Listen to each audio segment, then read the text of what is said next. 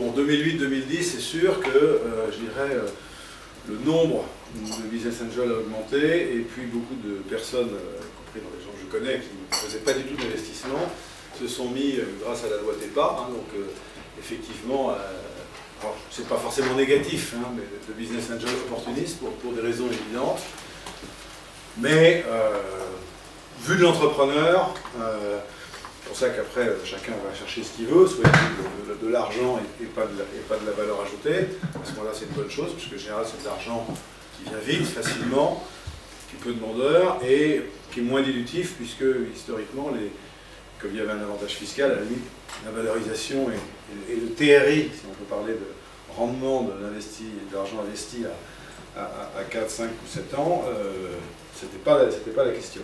Très récemment, dans les 3 dernières années, il y a plusieurs fonds qui se sont créés, je vous expliquerai un peu lesquels. Aussi, quelquefois, dans le cadre des levées de fonds liées à la défiscalisation. Donc, les investisseurs dans les fonds, personnes physiques, family office, institutionnels, vont investir justement la tranche haute, hein, 501, et pareil, il y a des fonds généralistes ou sectoriels, on va voir des exemples. Là aussi, c'est intéressant de voir que certains de ces fonds sont aussi membres associés de France Angel, bon là c'est normal, c'est pour l'écosystème, et sur la FIC, voilà la FIC qui est l'association française des investisseurs en capital. Voilà, et là vous avez quelques exemples, hein, c'est pas exhaustif, mais vous voyez 2008, 2009, 2011, donc c'est très récent, comme BPI Amorçage, un fonds qui a été levé par Seventure Partners, donc Seventure Partners, dans le cadre de ses activités de FCPI, FCPR, a levé un fonds spécifique, une trentaine de millions. Jaina Capital, 2009, Fadiez, alors certains, comme Jaina ou Kima, sont très orientés sur l'Internet, par exemple. Isaïe Gestion, c'est avec des professionnels, Isaïe Gestion, Jean-David Chandoredon, qui était partenaire chez V-Venture et chez 3i. Donc là aussi des fonds très structurés, très professionnels. Jaina, c'était monté par Marc Simoncini, donc entrepreneur bien connu. Alors là, on ne va pas aller dans le détail, mais c'est autant sur les actions, la vision c'est qu'on a pas trop on reste sur les actions ordinaires, autant sur le pacte d'actionnaires, qui est quand même la structure, là il y a un minimum de structuration que la plupart des business angels, en tout cas des réseaux de business angels vont mettre en œuvre. Je n'ai pas fait d'études sur ce que faisait PBA, Paris Business Angel et compagnie, mais on va retrouver tout ou partie de ces clauses sur, encore une fois, toute la mécanique des ventes de titres, etc. Et un droit d'information, justement, c'est le dernier aspect, c'est la gouvernance. C'est rare hein, aussi, ça peut arriver, mais on est plus dans un esprit de comité consultatif.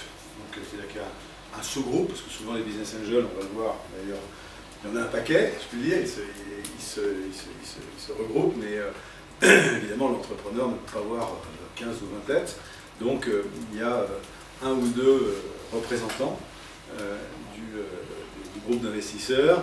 Voilà, et ça se fait, je ne dis pas la bonne franquette parce qu'on est là quand même pour, mais c'est moins structuré qu'un conseil d'administration ou un conseil de surveillance. Voilà, les fonds d'amorçage, donc là, une seule structure comme actionnaire, donc là c'est plus simple, hein, la table de cap est un peu plus simplifiée. Une exigence plus forte, comme je le disais, en termes de catégorie d'action et de gouvernance. Et, ça c'est un point important, des capacités de financement et de refinancement supérieures, puisque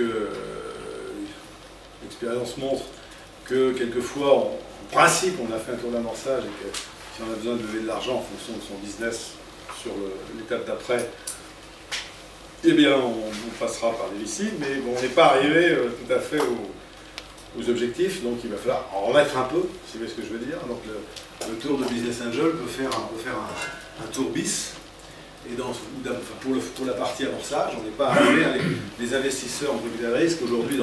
Là aussi, on trouvera toujours des exceptions, dans la majorité des cas, entre 500 000 et 1 million d'euros en trading revenue, comme on dit, hein, donc, quel que soit le modèle, mais en annualisant par exemple le dernier trimestre. Si on n'est pas là, la plupart des cas, votre business plan il sera sur la pile de droite ou de gauche, dans un coin. Et donc, l'intérêt de faire des indications, alors c'est aussi peu ce qu'on dit, c'est pas deux mondes qui s'opposent, c'est deux mondes qui travaillent ensemble. Quelques exemples qu'on connaît bien parmi les personnes qui ont préparé ou qui ont animé cette programme. Donc Gareth Boff, je crois que donc, Christophe va en parler. Tiger Lily, parmi les petites fautes d'orthographe, donc là c'est la société que nous avons financée entre Seed4Soft et le fonds BPI Amorçage de C-Venture. Notre exemple, Square Clock, c'était là 3 business angels ou 4 business angels en direct et le fonds BPI Amorçage, mais on pourrait les multiplier, là c'est juste des exemples.